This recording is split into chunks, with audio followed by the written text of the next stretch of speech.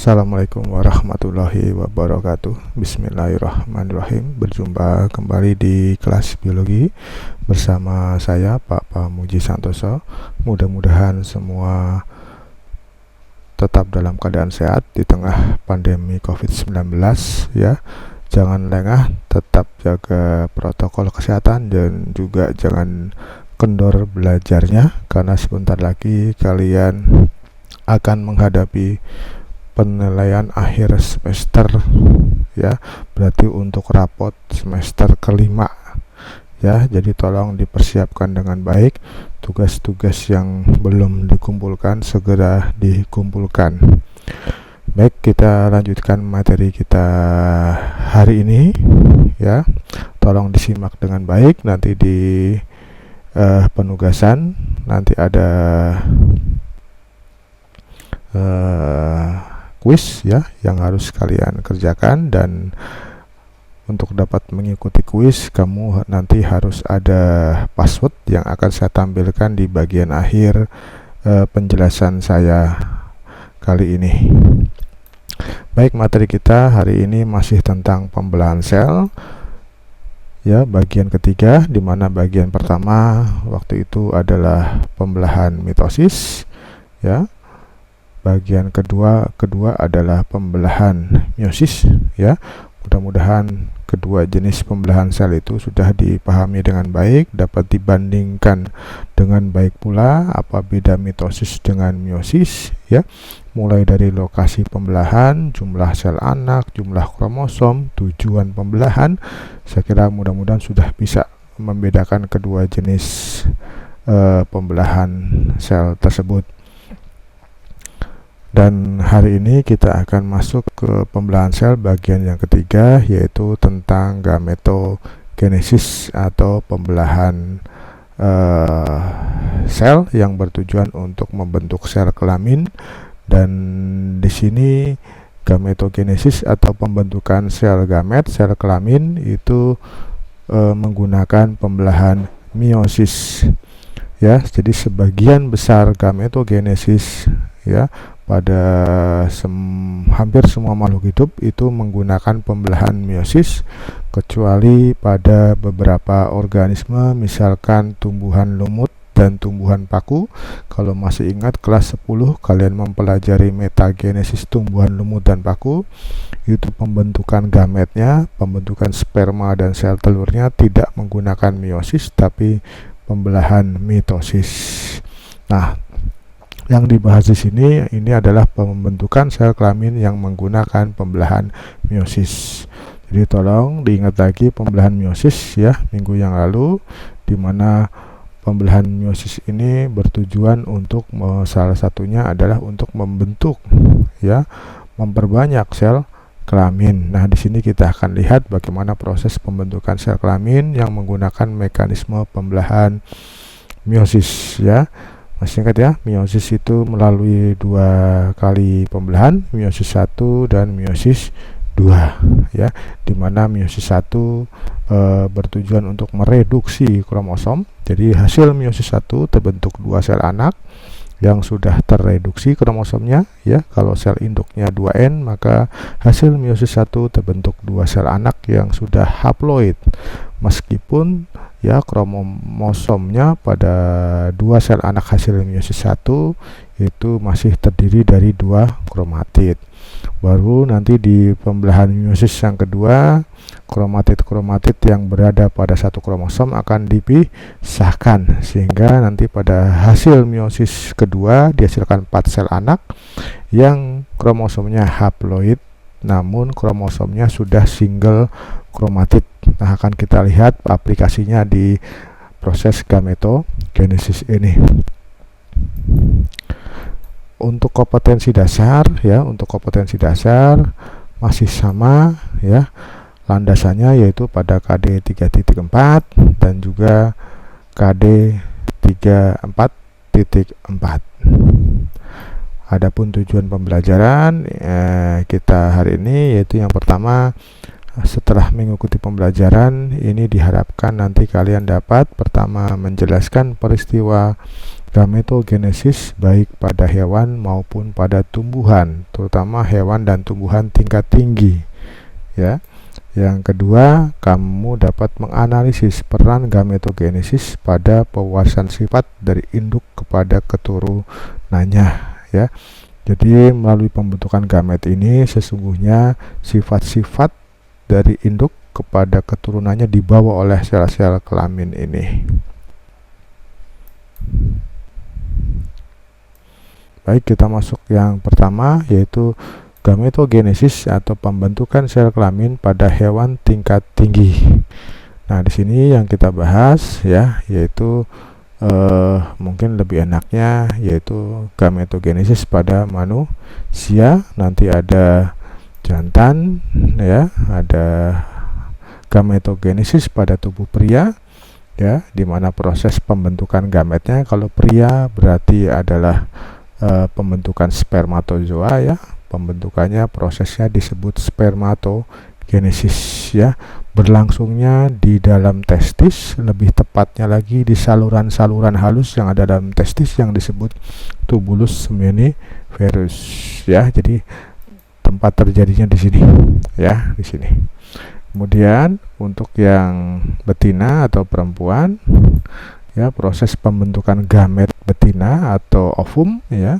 Jadi gamet betina namanya ovum atau sel telur disebut oogenesis, prosesnya berlangsung di ovarium, ya. Ini ovarium, ada dua, ya, ovarium kanan dan ovarium kiri. Di testis pada pria pun juga ada dua. Nah, ini gametogenesis kita baru pada pengenalan dulu, ya, pengenalan namanya dan pengenalan lokasinya. Apa itu gametogenesis, ya? Nah, ini gametogenesis adalah proses pembentukan sel gamet, sel kelamin pada kelenjar gonad, ya, pada kelenjar gonad. Kelenjar gonad itu tidak lain adalah kelenjar kelamin, ya. Kalau pada jantan namanya testis, kalau pada perempuan namanya ovarium. Disitulah proses gametogenesis, ya, pembentukan gamet. Hampir semua jenis makhluk hidup proses pembentukan gametnya menggunakan pembelahan meiosis, ya. Tadi di awal sudah saya jelaskan, hampir semua jenis makhluk hidup gametogenesisnya menggunakan pembelahan meiosis kecuali apa tadi? Tumbuhan lemut dan tumbuhan paku, ya. Pembentukan sperma dan sel telurnya menggunakan mitosis kalau lemut dan paku. Kemudian gametogenesis pada tumbuhan tingkat tinggi, ya, angiospermae, ya, tumbuhan tingkat tinggi itu adalah angiospermae. Kita tahu alat perkembangbiakan generatifnya atau seksualnya adalah bunga, ya. Ini bunga dengan bagian-bagiannya. Ada nomor 1 ini mahkota atau corolla, kemudian ada nomor 2 itu kepala sari, ya, atau antera, kemudian nomor 3 itu tangkai sari atau stigma, kemudian ada nomor 4 ini adalah kepala putik, nomor 5 tangkai putik, nomor 6, nah ini nomor 6 disebut bakal buah atau ovarium. Ini yang disebut sebagai sel kelamin betina pada tumbuhan tingkat tinggi, ya, nomor 6 ini. Kemudian nomor 7 adalah tangkai, nomor 8 adalah reseptakel atau dasar bunga, nomor 9 ini adalah kelopak atau calyx. Nah, di manakah proses pembentukan gamet pada tumbuhan tingkat tinggi, ya, atau tumbuhan yang berbunga? Nah, pembentukan gamet jantan, ya, gamet jantan pada tumbuhan itu adalah serbuk sari atau polen atau nama lainnya adalah mikrospora, ya. Prosesnya namanya mikrosporogenesis atau pembentukan serbuk sari dan berlangsung di kepala sari atau antera. Ini nomor 2, ya. Kemudian pembentukan gamet betinanya di mana gamet betinanya? Nah, gamet betina ada pada nomor 6, ya. Gamet betina itu sering disebut kandung lembaga atau megaspora, ya. Ini di sini, ini megaspora, ini gamet betinanya ini, ya. Atau kalau kamu punya bunga kembang sepatu atau kepala putiknya, ya, kemudian ada tangkai putik ke bawah terus, nanti bagian bawah ada yang menggelembung, nah itu yang disebut megaspora, ya. Prosesnya namanya megasporogenesis dan berlangsung di dalam bakal buah, ya, dalam bakal buah. Nah, ini untuk tumbuhan tingkat tinggi secara sekilas, ya. Jadi alat perkembangbiakannya, jadi pembentukan kelaminnya terdapat pada terjadi pada alat perkembangbiakannya, ya. Dan biasanya mulai terjadi ketika bunga itu masih kuncup, proses ini berlangsung. Nanti ketika bunga sudah mekar, berarti proses pembentukannya sudah sempurna, ya, siap melakukan penyerbukan dan pembuahan. Nah, ini tempat pembentukan gamet jantan, ini tempat pembentukan gamet betinanya. Oke, kita masuk kepada prosesnya spermatogenesis, ya, atau pembentukan gamet jantan hewan tingkat tinggi. Itu setiap bayi laki-laki, perlu kalian ketahui, setiap bayi laki-laki yang baru lahir, dalam testisnya atau dalam tubulus speniferusnya terdapat sel induk sperma yang disebut spermatogonium atau spermatogonia, ya, yang bersusunan kromosom diploid, ya. Spermatogonium itu diploid ini, ya. Kurang lebih bayi laki-laki dalam testisnya itu kurang lebih 500.000 sampai 600.000 spermatogonium, ya. Kemudian bayi yang baru lahir sampai dengan pubertas, ya, spermatogonium ini akan membelah, ya, akan memperbanyak diri secara mitosis, membentuk spermatosit primer, ya. Ini spermatosit primer, ya, karena menggunakan pembelahan mitosis, ya, berarti ini tetap 2N. Jadi spermatogonium menjadi spermatosit primer itu pembelahannya adalah mitosis, sehingga jumlah kromosomnya tetap diploid. Paham, ya? Ini berlangsung terus-menerus mulai dari 0 tahun sampai pubertas, ya. Kalau laki-laki pubertas kurang lebih, ya, umur 13, 14, 15 tahun, ya. Berlangsung proses mitosis perbanyakan spermatogonium menjadi spermatosit primer. Nanti begitu anak laki-laki menginjak remaja atau mengalami pubertas, biasanya ditandai dengan mimpi basah, ya. Berarti dia hormon-hormon seksnya sudah masak dan berarti sudah bisa melakukan meiosis, ya. Meiosis 1, ya.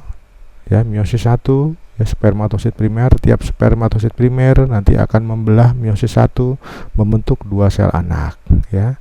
2 sel anak yang disebut spermatosit sekunder.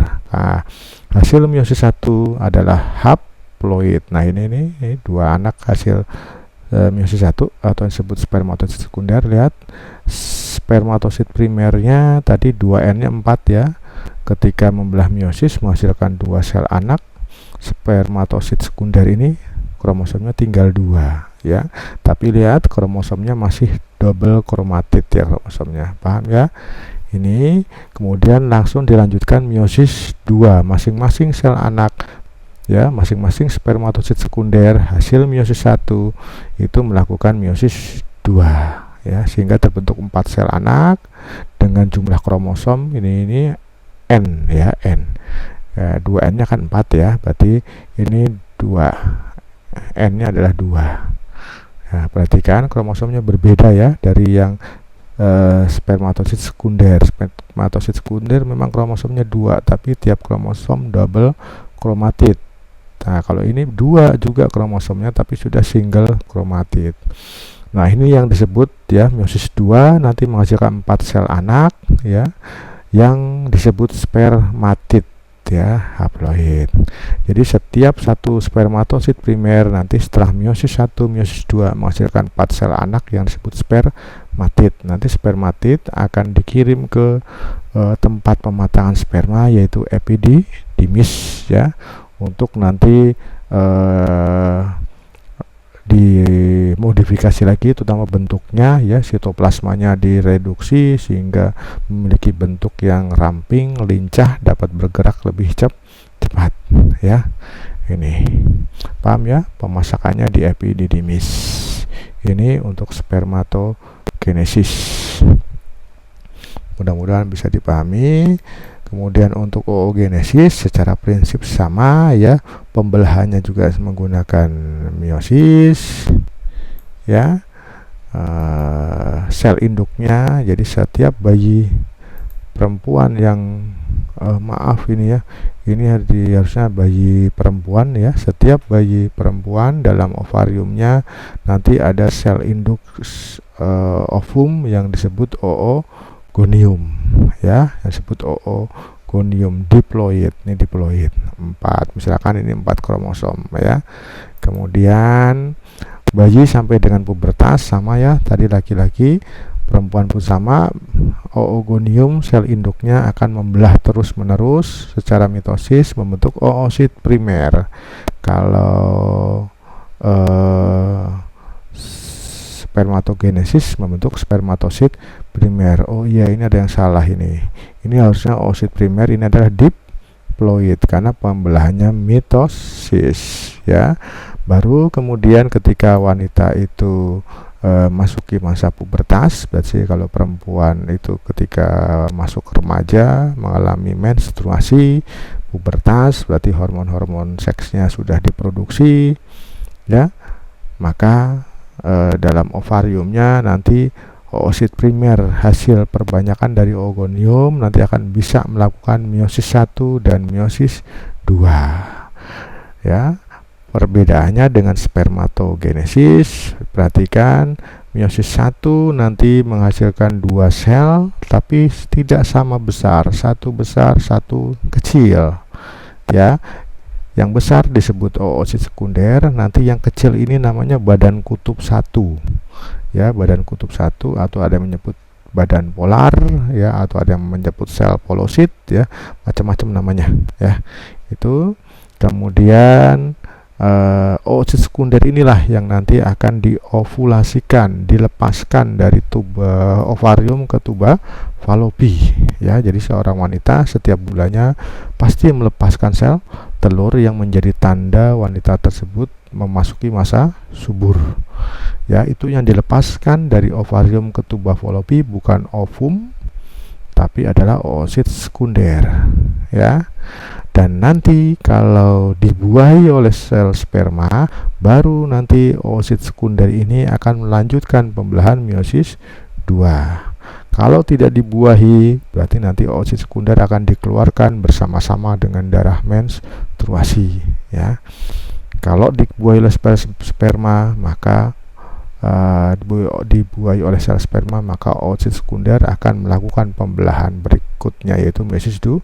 Ini badan kutub 1 juga sebetulnya ikut membelah bersama-sama juga, sehingga nanti akan terbentuk satu ootit. Ini namanya ootit, sebetulnya bukan ovum ya, ootit ya, ootit dulu. Kemudian ini nanti membentuk 3 buah badan kutub 2 ya, baru nanti berkembang menjadi sel telur dewasa atau ovum. Nah seperti ini ya. Ini saya tuliskan oosit sekunder inilah yang dilepaskan saat ovulasi atau pelepasan sel telur dari ovarium menuju tuba Fallopi ya. Kemudian ini meiosis 2 akan berlangsung apabila oosit sekunder yang tadi dilepaskan dari ovarium ke tuba Fallopi di tuba Fallopi dibuahi oleh sel sperma. Tapi kalau tidak dibuahi, berarti nanti oosit sekunder itu akan dibuang, keluarkan bersama-sama darah menstruasi. Seperti itu untuk oositogenesis atau pembentukan sel kelamin betina yang berlangsung sekali lagi di dalam ovarium. Nah, kita masuk ke mikrosporogenesis ya. Mikrosporogenesis atau pembentukan serbuk sari yang berlangsung di kepala sari tadi ya. Nah, sel induk serbuk sari ya, atau serbuk sari itu nama lainnya mikrospora, adalah mikrosporogonium ya, lebih tepat, atau ada yang menyebut juga mikrosporosit ya. Langsung meiosis 1 dan meiosis 2. Mikrosporosit atau mikrosporogonium akan langsung ini kan di mikrosporosit atau mikrosporogonium ini kan diploid ya. Kemudian langsung meiosis 1, meiosis 2 ya. Kalau sudah meiosis 1, meiosis 2 berarti menghasilkan 4 sel anak ya. Menghasilkan 4 sel anak yang haploid. Ini 2 kromosom, 2 kromosom, 2 kromosom, 2 kromosom contohnya. Sel induknya 4 kromosom ya. Berarti terbentuk 4 sel anak yang sudah tereduksi ya. Nah, 4 sel ini disebut mikrospora. Nah, langkah berikutnya apa yang terjadi? Mikrosporogonium, tadi sudah ya nih ya, mikrosporogonium meiosis 2 kali sehingga terbentuk 4 sel anak mikrospora yang haploid. Terus tiap mikrospora nanti mengalami karyokinesis ya, tiap mikrospora mengalami karyokinesis tapi tanpa diikuti sitokinesis. Jadi selnya tidak membelah, hanya intinya saja membelah, sehingga dia tiap sel mikrospora memiliki 2 inti ya. Ini ya 1 2, ini 1 2 1 2 1 2 ya, memiliki 2 inti ya. Nanti inti yang di depan biasa disebut inti vegetatif atau di sini inti saluran serbuk sari. Memang fungsinya untuk penunjuk jalan selama serbuk sari itu nanti turun melalui saluran serbuk sari. Kemudian ada inti generatif ya. Jadi 2 inti ini namanya satu inti vegetatif yang di depan atau inti saluran serbuk sari dan satu inti generatif ya. Berikutnya belum selesai ya, inti generatif kemudian melanjutkan membelah. Jadi inti generatifnya nanti membelah. Ini yang inti generatif ini membelah sehingga nanti dikenal ada inti generatif 1, ada inti generatif 2 atau inti sperma 1, inti sperma 2 ya. Inti vegetatifnya tetap 1 karena yang membelah hanya inti generatif. Nah, itu ya, sehingga dari satu sel mikrosporosit atau mikrosporogonium dihasilkan 4 sel serbuk sari ya, dengan tiap serbuk sari mengandung 3 inti dan 3 inti ini adalah haploid ya, N semuanya. Oke, itu. Kemudian kita masuk ke megasporogenesis atau pembentukan megaspora atau kandung lembaga. Prosesnya seperti ini. Nah, ya, ini ada bunga ya, bunga di bagian bakal buahnya atau ovariumnya. Kalau di zoom besar seperti ini ya. Ini sel induk megaspora ya, sel induk megaspora atau biasa disebut juga megasporogonium ya. Diploid, ini bersifat diploid. Ini diploid kemudian mengalami meiosis 2 kali langsung, meiosis 1 meiosis 2 sehingga terbentuk 4 sel megaspora. Tapi ya sama dengan oogenesis ya. Ini kan megasporogenesis kan sel kelamin betina pada tumbuhan tingkat tinggi ya. Sama dengan oogenesis kalau pada hewan tingkat tinggi ya. Kalau oogenesis yang fungsional kan hanya 1 ya, yang 3 menjadi badan kutub. Nah, pada megasporogenesis pun sama ya, sama dengan oogenesis. Yang 3 megaspora mati atau tidak berkembang atau mengalami degenerasi ya. Hanya 1 megaspora yang berkembang ya. Tuh.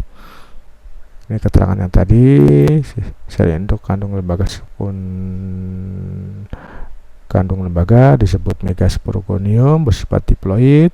Kemudian sel megasporogonium membelah meiosis 2 kali, meiosis 1 meiosis 2 untuk 4 sel anak yang disebut megaspora haploid ya.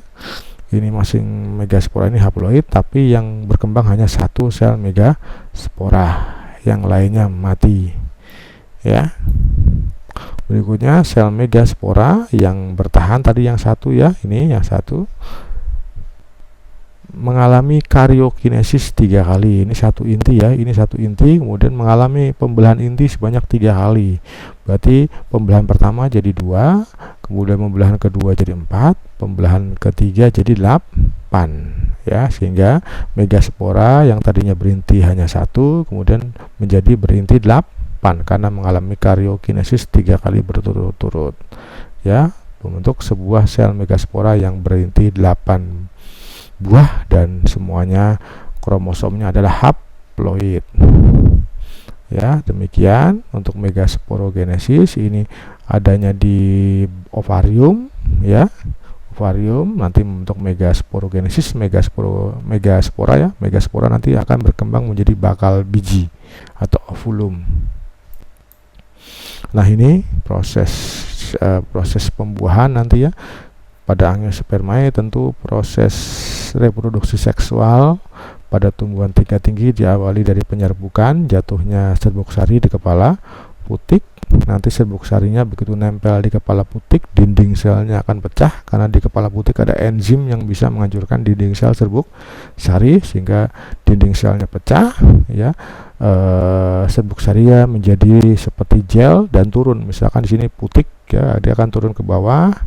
Ya, turun ke bawah nanti masuk ke sini ya. Ini adalah sel kelamin betina, ini sel kelamin jantan. Ini serbuk sari, ini bakal biji atau ovulum. Ya, ini serbuk sari, kemudian ini megaspora atau bakal biji ya, yang adanya di bawah tangkai putik ya. Nah, tadi sudah kita bahas serbuk sari memiliki 3 inti ya. Ada inti vegetatif yang di depan yang besar, kemudian ada 2 inti generatif, yaitu inti generatif 1 di belakang inti vegetatif dan inti generatif 2 atau inti sperma 2 di belakangnya lagi. Sedangkan megaspora atau bakal biji tadi kan ya, 1 inti membelah karyokinesis 3 kali berturut-turut tanpa sitokinesis sehingga sebuah sel menjadi 8 inti. Perhatikan ini 3 di atas, 2 di tengah, 3 di bawah. 3 yang di atas disebut antipoda ya, antipoda. Nah, kemudian yang di tengah namanya inti kandung lembaga sekunder, disingkat IKLS. Kemudian 3 yang di bawah, perhatikan ya, ada disebut sinergit yang putih ini ya, ini 2 inti ini namanya sinergit. Kemudian yang tengah besar kuning ini adalah ovum ya. Perlu kalian ketahui semua inti ini baik pada megaspora maupun pada mikrospora serbuk sari ini adalah haploid N. Dan nanti ini ada lubang masuknya serbuk sari, jadi nanti serbuk sari akan masuk ke pembuluh serbuk sari, masuk ke sini jalannya, kemudian ke sini. Nah, tempat lubang masuknya serbuk sari ke dalam bakal biji atau megaspora itu namanya mikrofil ya. Dan mikrofil tidak selalu di bawah seperti ini, kadang-kadang ada di atas. Dan mikrofil menjadi patokan. Kalau mikrofilnya di bawah, berarti yang berhadapan langsung dengan mikrofil itu adalah ovum. Jadi kalau mikrofilnya di atas, berarti ovumnya di atas. Gitu, antipodanya di bawah. Tolong itu diperhatikan. Namanya gambar di soal ya. Ada yang mikrofil di atas, ada yang mikrofil di bawah. Jadi untuk menentukan ovum itu lihat mikrofilnya. Dan nanti setelah penyerbukan, serbuk sari tadi turun ke bawah, akan menuju ke bakal biji dan terjadi proses seksual kedua pada tumbuhan, yaitu pembuahan. Nanti inti generatif 1 dari serbuk sari ya, ini akan membuahi ovum. Ini N, generatif 1N, ovum N, membentuk apa? Membentuk zigot. Zigot itu 2 N, diploid, dan zigot nanti akan berkembang menjadi embrio ya. Kita sudah belajar di bab 1 perkecambahan ya, di dalam biji itu ada embrio ya. Embrio itu perkembangan dari zigot ya. Zigot itu adalah hasil peleburan pembuahan inti generatif 1 dengan ovum. Kemudian kenapa dinamakan pembuahan ganda? Karena ada 2 pembuahan. Pembuahan 1 ini, nah pembuahan kedua adalah inti generatif 2. Nah, ini inti generatif 2 membuahi IKLS ya, membuahi IKLS. IKLS ini ada 2 inti, berarti ini 2N ya. Menjadi apa? Nanti menjadi cadangan, menjadi endosperma 3N. Endosperma itu 3N. Nanti endosperma akan berkembang menjadi apa? Endosperma akan berkembang menjadi yang disebut cadangan makanan, biasanya tersimpan dalam kotiledon atau keping biji. Jadi keping biji itu berasal dari proses pembuahan yang kedua, sedangkan embrionya yang di dalam itu hasil pembuahan yang pertama. Sehingga Dengan kata lain, proses pembuahan ganda ini adalah proses pembentukan biji. Demikian penjelasan dari saya ya, mudah-mudahan ini hanya sebagai stimulus sekali lagi ya, supaya kamu bisa mempelajari materi ini dengan baik. Silakan baca buku paketnya ya kalau yang punya, kalau yang tidak punya ya bisa minjam dari kakak kelas yang sudah tidak terpakai ya. Kalau bisa sih ya, karena kalian belajar dari rumah, paling tidak selain bersumber dari penjelasan saya ya, paling tidak kamu juga harus memiliki buku pegangan ya, sehingga kamu bandingkan penjelasan dari saya dengan yang tertulis pada buku, sehingga lebih penguasanya lebih matang lagi ya. Demikian ya, tetap semangat. Oh ya, ini token untuk kuis ya, jadi nanti tolong kerjakan kuis. Tokennya itu ya, tanya Pak Pam ya. Sekali lagi terima kasih, saya akhiri ya. Wassalamualaikum warahmatullahi wabarakatuh.